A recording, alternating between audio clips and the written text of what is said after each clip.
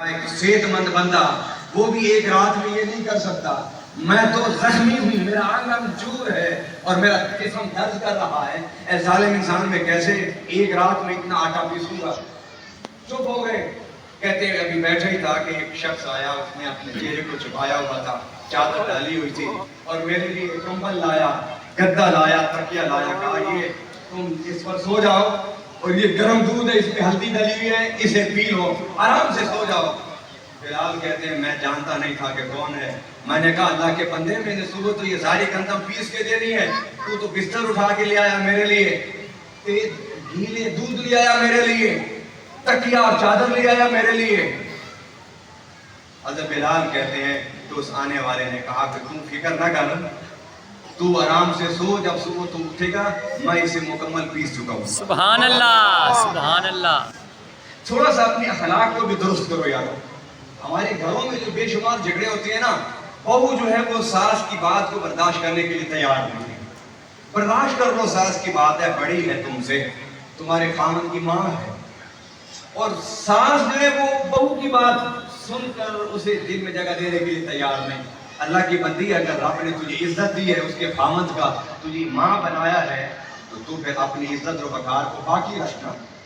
اس کو اسی طرح اپنی بیٹی سمجھ جس طرح تو اپنی بیٹیوں کے ساتھ معاملہ کرتی ہے. اگر اپنی بیٹیوں سے تو صبر درگزر سے معاملہ کرتی ہے تو یہ بھی تو تیری ہی بیٹی ہے.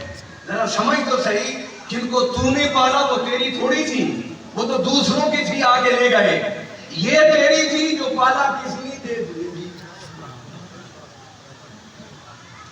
صبر شکر کے ساتھ برداشت پیدا کرو اپنے اندر.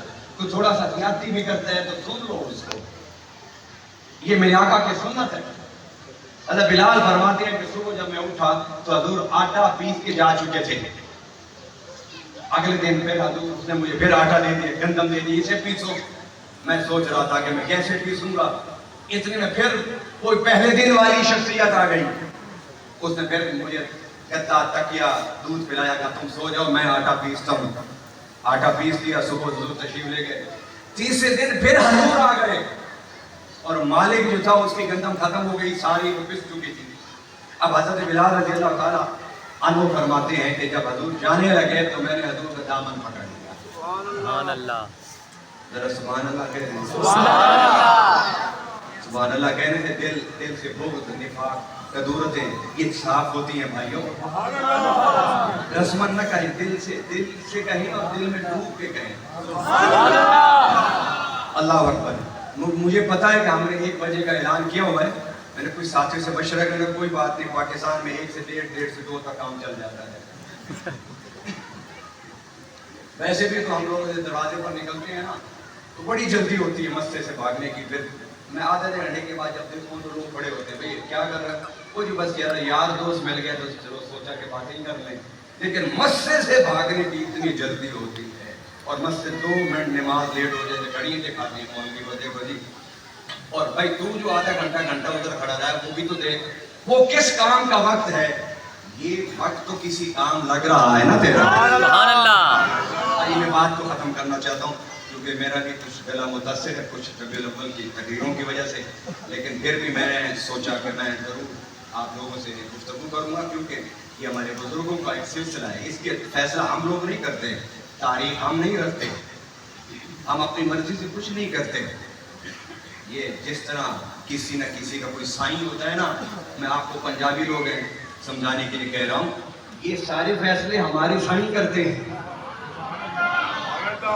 جو بے سائنہ ہوتا ہے وہ کچھ نہیں ہوتا. اللہ اکبر. خیر, میں اپنے آپ کو بکھیرنا نہیں چاہتا, ادھر ادھر نہیں لے کے جانا چاہتا, بات ختم کرتا ہوں. دامن مصطفیٰ پکڑ لیا, قربان جاؤں بلال تیرے ہاتھوں پر جنہوں نے مصطفیٰ کا دامن پکڑا ہوا. دامن پکڑا, کہنے لگے اے نیک بندے, اے میرے محسن, جاتے ہوئے بتا تو دے کہ تم ہے کون. حضور فرماتے ہیں, میں نے کہا بھائی بس جو کچھ میں نے کیا کوئی احسان نہیں کیا تجھ پر, بس تیرا میرا کام تھا, میں نے کر دیا تیرا کام. ہم تو چھوٹا سا کام کرتے ہیں کسی کا نا, اور 10 دفعہ آ کے اس کو احسان جتاتے ہیں. اور میرے آقا نے 3 رات بیٹھ کے منو گندم کو پیسا, जाते हुए हजूर ये भी बोझ महसूस कर रहे थे कि मैं इसको अपना नाम कैसे बताऊं। आखिर बिलाल कहते मैंने इसरार किया तो मेरे आका मुस्कुराए, आपकी आंखों में आंसू आ गए। फरमाया तेरे जख्मों ने मुझे मजबूर कर दिया कि मैं रातों को बैठ के तेरा आटा पीसूं। सुभान अल्लाह, मैं वही हूँ, मैं वही हूँ, मैं वही हूँ जिसे अब्दुल्ला का बेटा, आमना का लाल और रब का हबीब कहते हैं। सुभान अल्लाह। हज़रत बिलाल ने हजूर के दामन को और पकड़ लिया और कहने लगा मैं जाने नहीं दूंगा। मैं आपके जिक्र सुनने की वजह से तो मार खाई थी और उस मार में मुझे इतनी लज्जत, मैं सोचता था कि ये किसका जिक्र है कि जिसके नाम पर मार खाने में भी इतना मजा आता है। सुभान अल्लाह। मुझे कलमा पढ़ाइए, मुसलमान कीजिए। इस्लाम इस तरह फैला है, तकरीरों से नहीं फैला। तकरीरों से मुनाजरे होते हैं, मुजादले होते हैं, लड़ाइयाँ होती हैं, झगड़े होते हैं। बस मैं बात को यहाँ समेट चुका हूँ, लेकिन एक बात करना चाहता हूँ। आप अपनी इजाज़त दें तो मैं कर लूँगा। करेंगे। जो चाहते हैं कि मैं बात करूँ तो हाथ ऊपर करके सुभान अल्लाह कहें। सुभान अल्लाह, सुभान अल्लाह। इसी मक्का की बात है, मक्का की बात है।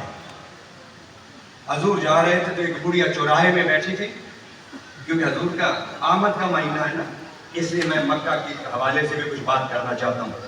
चौराहे में बैठी थी, वो लोगों को बुलाती, भाई मेरी बात सुनो, कोई ना सुनता, इधर से कोई ना सुनता, उधर से। हजूर काफी देर देखते रहे कि इस पूरी अम्मा की कोई बात ही नहीं सुन रहा। हजूर खुद चले गए और फरमाने लगे अम्मा क्या काम है?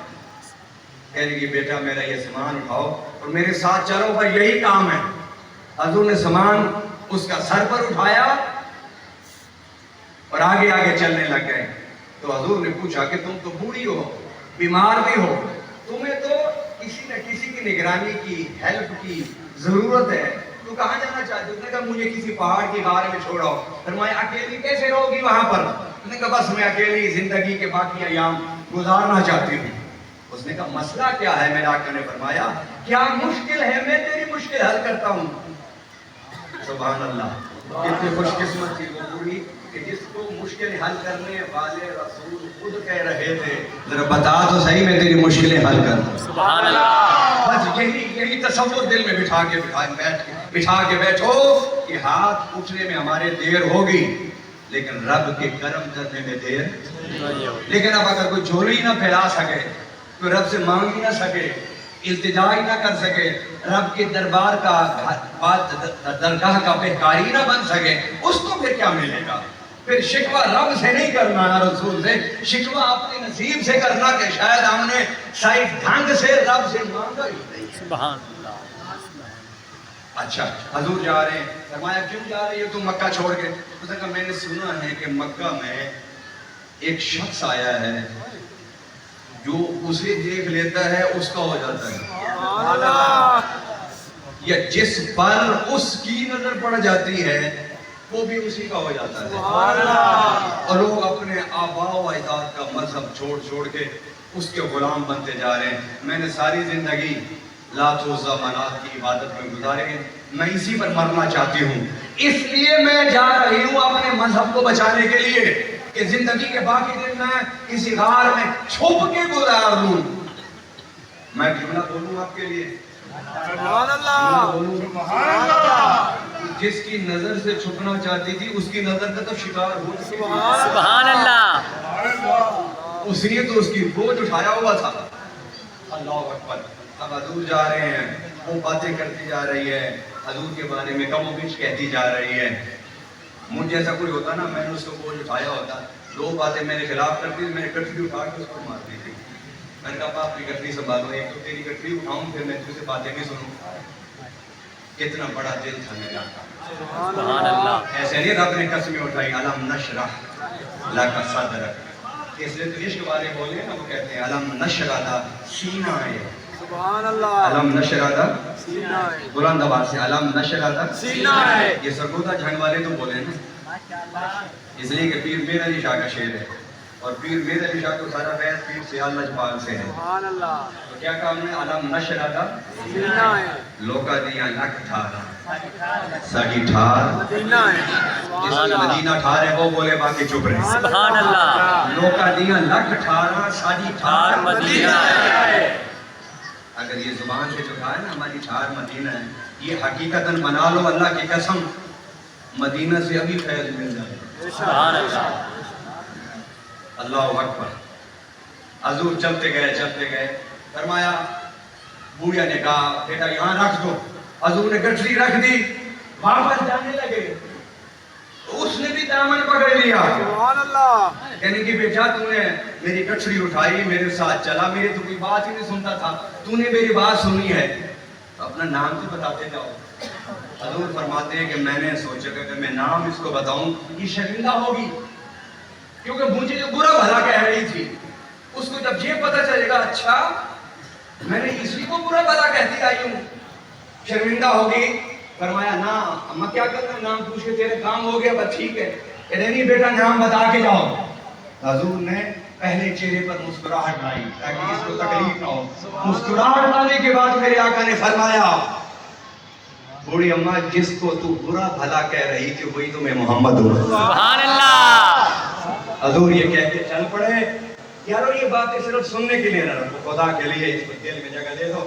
मुझे भी बयान करते हुए 20-25 साल तो यहाँ हो गए हैं, वैसे 30-35 साल हो गए।